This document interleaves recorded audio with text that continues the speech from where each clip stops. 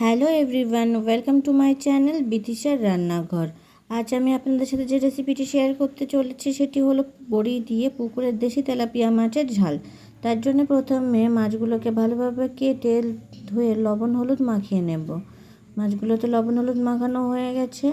এরপর কড়াইতে তেল গরম করে একে একে লবণ হলুদ মাখানো মাছগুলোকে গরম তেলের মধ্যে দিয়ে দেব। ভালো করে ভাজা করব।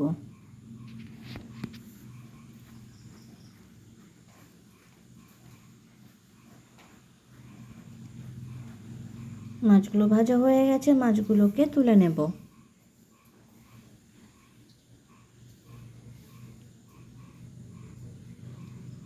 আর যে মাছগুলো আছে সেই মাছগুলোকেও একে একে গরম তেলের মধ্যে দিয়ে দেব আর ভাজা করব।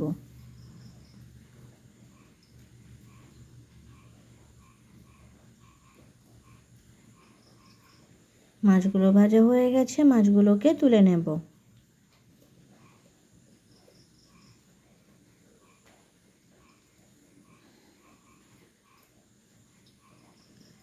এরপর গরম তেলের মধ্যে দিয়ে দেব বড়িগুলোকে লাল লাল করে ভেজে নেব।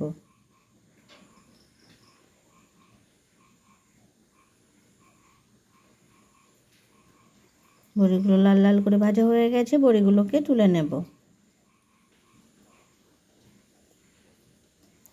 এরপর কড়াইতে তেল গরম করে দিয়ে দেব কালো জিরে ফোড়ন, দিয়ে দেব পেঁয়াজ কুচি আর দিয়ে দেব কাঁচা লঙ্কা কুচি।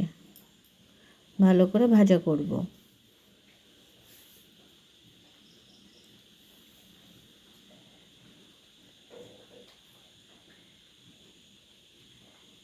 পেঁয়াজ কাঁচা লঙ্কা নরম হয়ে আসলে দিয়ে দেব টমেটো কুচি।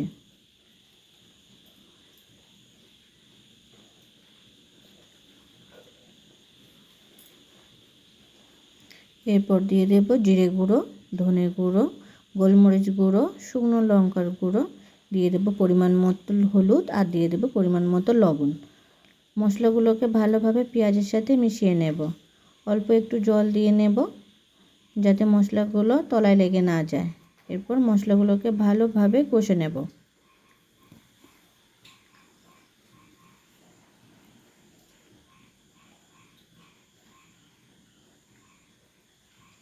মশলাগুলো ভালোভাবে কষা হয়ে গেছে, মশলা দিয়ে তেল ছেড়ে দিয়েছে। এরপর দিয়ে দেব পরিমাণ মতো জল দিয়ে নাড়াচাড়া করে নেব আর ঢেকে কিছু সময় ফুটতে রেখে দেব।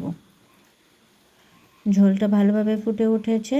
এরপর দিয়ে দেব ভেজে রাখা বড়িগুলো দেবার পরে নাড়াচাড়া করে নেব, আরও কিছু সময়ের জন্য ফুটতে রেখে দেব।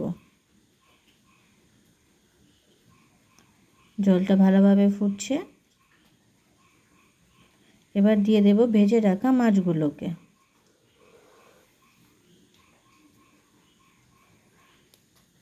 মাছগুলো দেবার পরে ঝোলটাকে একটু নাড়াচাড়া করে ঢেকে আরও কিছু সময়ের জন্য ফুটতে রেখে দেব।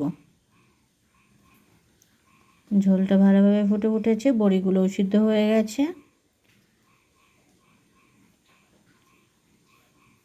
মাঝে মাঝে একটু নাড়াচাড়া করে নেব যাতে তলায় লেগে না যায়। তৈরি হয়ে গেছে আমাদের বড়ি দিয়ে পুকুরের দেশি তেলাপিয়া মাছের ঝাল। ভিডিওটা কেমন হয়েছে অবশ্যই কমেন্ট করে জানাবেন। আর ভিডিওটি যদি আপনাদের ভালো লেগে থাকে তাহলে চ্যানেলটিকে সাবস্ক্রাইব করে পাশে থাকবেন।